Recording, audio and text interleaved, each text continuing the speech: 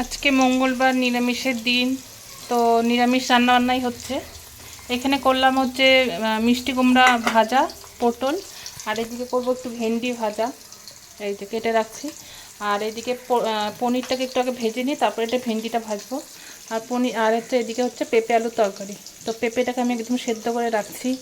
এদিকে একদম আমার মশলাও রেডি, এই যে ভিজায় রাখছি। আর এদিকে একটা টমেটো দিব। তো এটা দিয়ে রান্নাবান্না। তো নমস্কার সবাইকে, ব্লগ এক্সপ্রেস চ্যানেলে আপনাদের সবাইকে স্বাগত জানাই। তো প্রচণ্ড গরম লাগছে, দেখতেই পাচ্ছেন পুরো ঘেমে আসছি।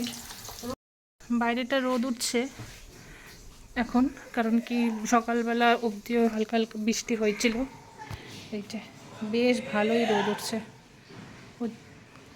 আর রোদ না উঠলেও নয়, কারণ কি প্রচণ্ড বৃষ্টি হলো কালকে। তো প্রায় সারাদিন বৃষ্টি, জামা কাপড় পুরো ভেজাই। তো যার জন্য আজকে একটু রোদ ওঠাটা দরকারই ছিল।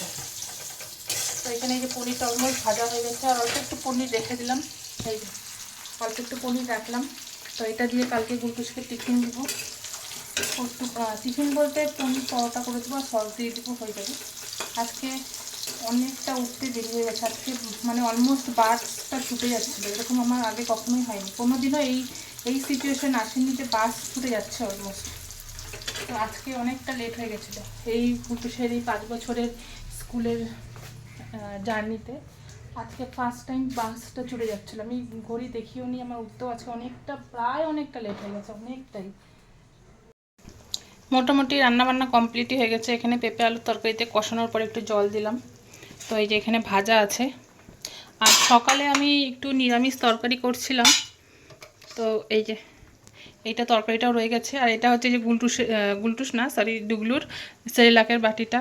এই বাটিটা খুব ভালো লাগছে আমার এখন, ওই জন্য এটার মধ্যে তরকারি রাখছি, খুব ভালো লাগছে। আর এদিকে আছে হচ্ছে মিষ্টি কুমড়া পকোড়া করব পরে। তো এই যে মিষ্টি কুমড়াটা একদম কেটে ধুয়ে রাখছি।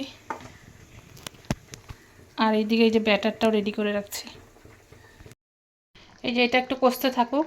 আর ততক্ষণে মা আমাকে একটু ডাল নিতে বললো, মা ডাল বানাইছে, আমি বলছিলাম একটু দিতে, কারি পাতাটা দিয়ে আমি দেখাবো পরে। তো ওটা আগে নিয়ে আসি আমি। এটা ততক্ষণে আস্তে আস্তে ফুটুক। গেটটা খুলতেই দেখুন কে বসে আছে একদম গেটের সামনে। এই যে দেখুন গেটের সামনে বসে আছে, একদম গেটটার মাঝখানে। তো যাই হোক, দেখতে পাচ্ছেন পুরো রোদ উঠছে একদম। যাই বাড়িতে যাই ফটাফট। আর রাস্তাটা দেখলে বোঝা যাচ্ছে কি পরিমাণে রোদ উঠছে। আর আকাশটা যে কি ভালো লাগছে দেখতে, খুব ভালো লাগছে দেখতে। আমার এরকম আকাশ দেখতে খুবই ভালো লাগে, পূজা মনে হয়।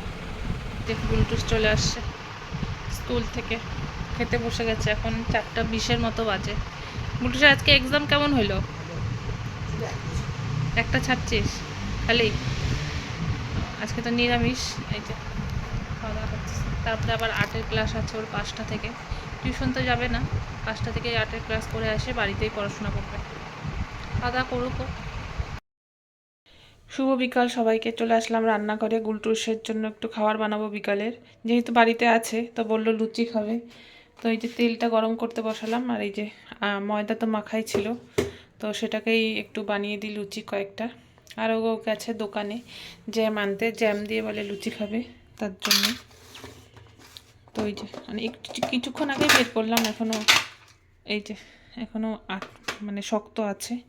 তো এই যে তেলটা আস্তে আস্তে গরম হোক, আমিও লুচিগুলো ভেজে নিই। কয়েকটাই ভাজবো, বেশি ভাজবো না।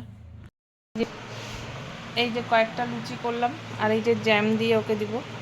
আমি একটা দুটোই হয়তো খাবো। ছোটো ছোটো লুচি করছি, ও খেয়ে নে। আমি ততক্ষণ এখানে এই যে জামা কাপড়গুলো আছে ওগুলো গুছিয়ে নিই, তারপরে তো পড়তে বসবে, টিউশন যায়নি আজকে। আর এখন বাজে 7:05 মতন। নে বস। তো ঠিক আছে, এখন তো কিছু করার নেই সেরকম। এখন আমি ভাতের চাল টালই ভিজাবো।